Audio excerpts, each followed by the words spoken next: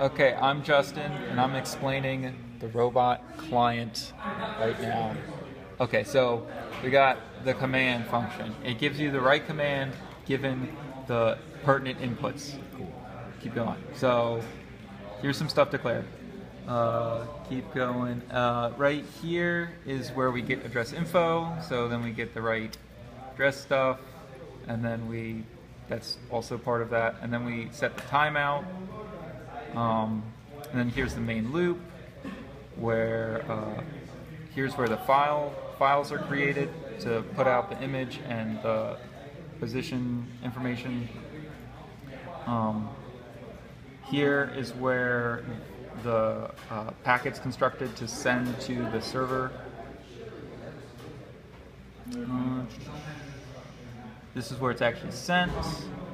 And then it receives until it gets the correct number of fragments. And it'll check the IDs to make sure they match. And then in there, it'll go and it'll write the correct data to where it needs to go, format it the correct way. And this is the same thing for the second polygon. Very cool. I like that. All right, so we're going to go over the robot server now. The robot server is both a UDP server and a TCP client. So what we do first is we build a UDP socket right here, and then we also build a TCP socket right here. And we have our main program loop right here. First off, we receive commands coming in from the client, and then we put them into their respective variables. From there, we check those variables, and then we create the HTTP request that we send to the robot server right here by checking if it's a move, a turn, a get, or an image. From there, we build the buffer that we're going to send to the robot. We connect to the server, and then we actually send it. And then from here, we begin receiving stuff back from the robot server. And this function is actually pretty interesting because we have a dynamically allocated buffer to read in, server response to read in the data, and we reallocate it, doubling it each time it's necessary. We can actually set any size receive buffer we want to. Very cool. So going down through this, we cut off the header right here. And then we do some nice little pointer arithmetic to get everything correct before we start sending everything back to the client so we can print it out. So in here, we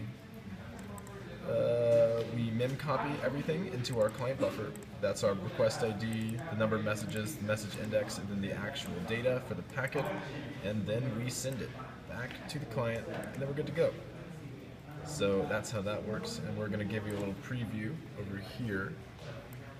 So we have the robot server, we have the host name, we have the port name, we have the robot ID, and we have the image ID. We can run that, the server is running, and now we can run our client. And you see address, port, length, and number of sides. Oh, wait, I skipped something. Oh, forgot the ID. Sorry about this. The yellow 2. Excellent. There I'm getting the data back. So the client is printing out all the data that it receives from the server, and the server is simply giving updates on what it's doing, printing to standard error. The client is also writing to the files while it's doing this. Same data here for the position data, and then the image data is also written to image files. Is there an image that you could show us? Sure. So we'll just look at the first image, and we are in space. We're in the abyss right now, unfortunately. As you can tell from our laser data as well. Yep. But anyways, that's how that works. Yep. It's awesome. Woo!